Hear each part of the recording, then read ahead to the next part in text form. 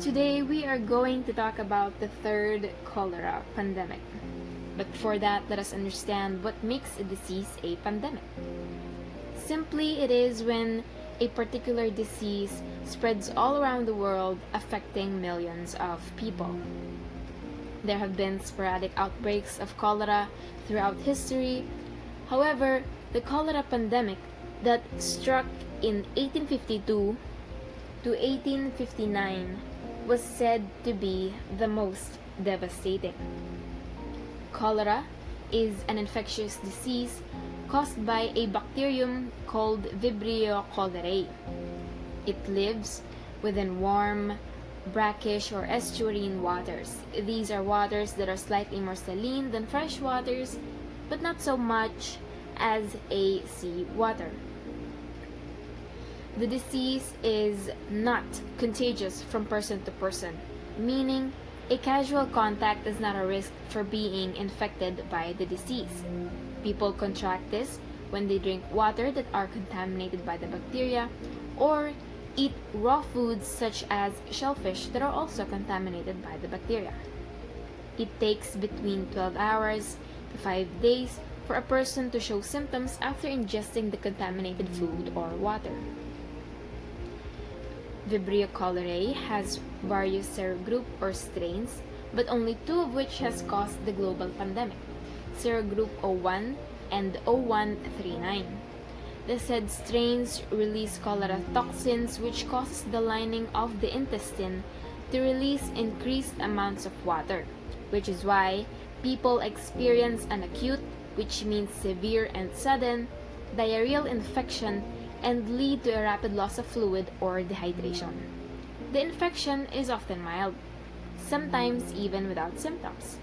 According to the World Health Organization, 80% of those who are infected did not suffer from any symptoms, but still, they can infect others as the bacteria are still present in the feces after 1 to 10 days, while the remaining 20% experience severe diarrhea, vomiting, and leg cramps due to dehydration.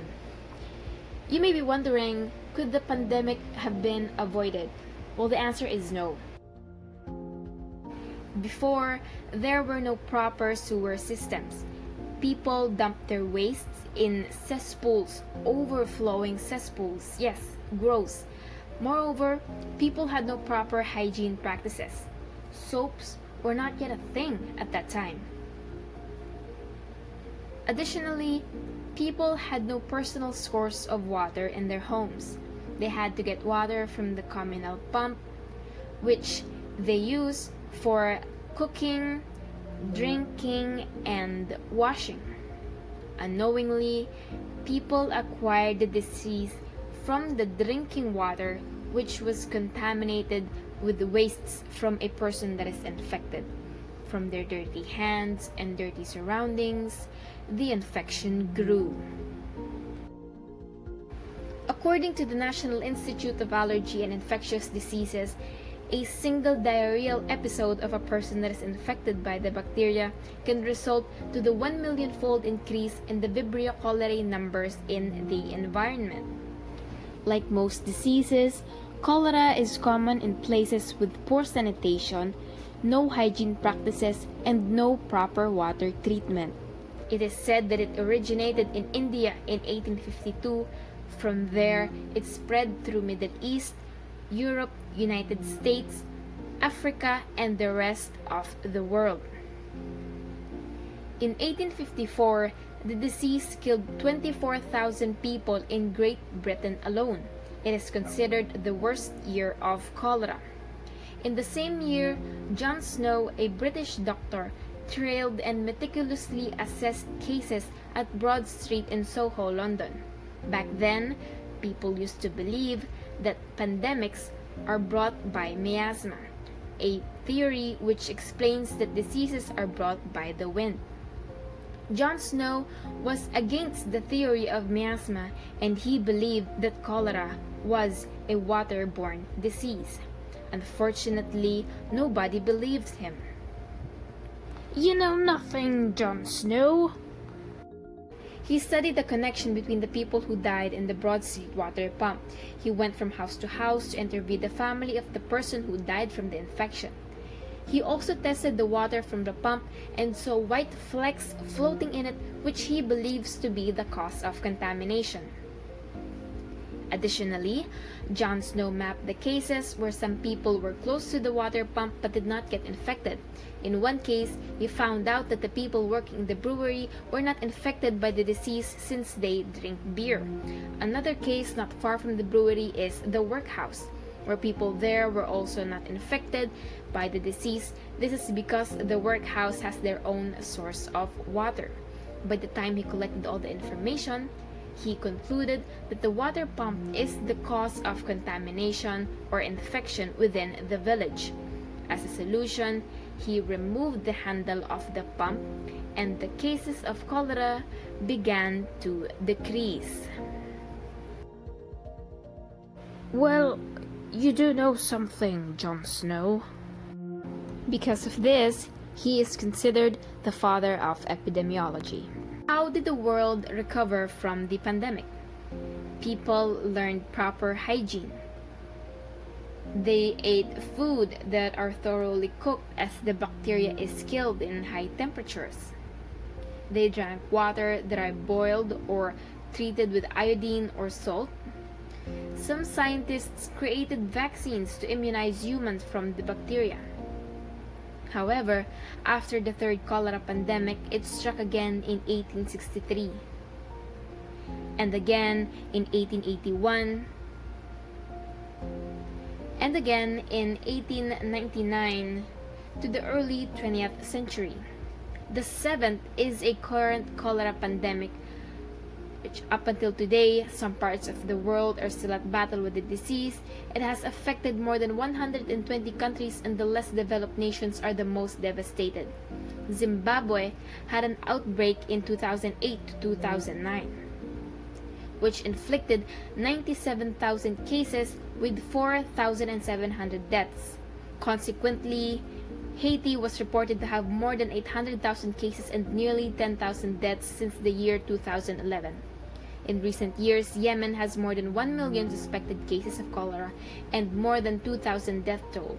It was the largest cholera outbreak ever recorded. In 2017, the World Health Organization launched a strategy that aims to end cholera in at least 20 countries by 2030. This just proves that cholera is still being faced by other nations. How should modern society prepare against a resurgence of the global pandemic? It is a good sign that we have vaccines such as the oral cholera vaccine and the Vaxchora that are FDA approved, which are commonly used by the travelers. These control and manage the spreading of the disease, which are good.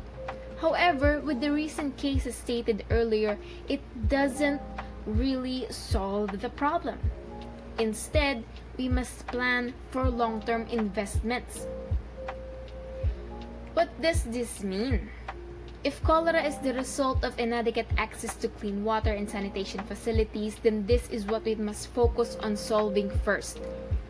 According to Dr. Legros from the World Health Organization, vaccination will not solve the problem, but only buy us time.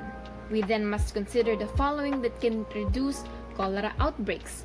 First, improve the communication with the public.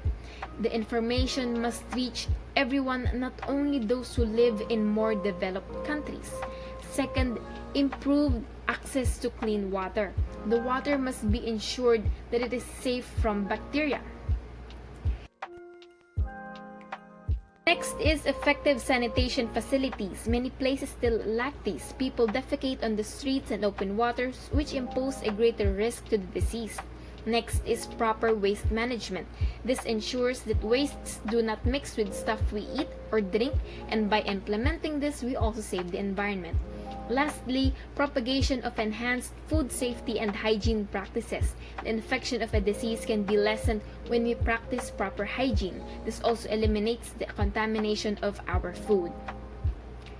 If you study other pandemics, you will be able to tell that unhygienic and dirty places are the breeding ground of bacteria. That is why being clean is very important. Be clean, eat clean, and stay clean. That is all. Thank you for watching.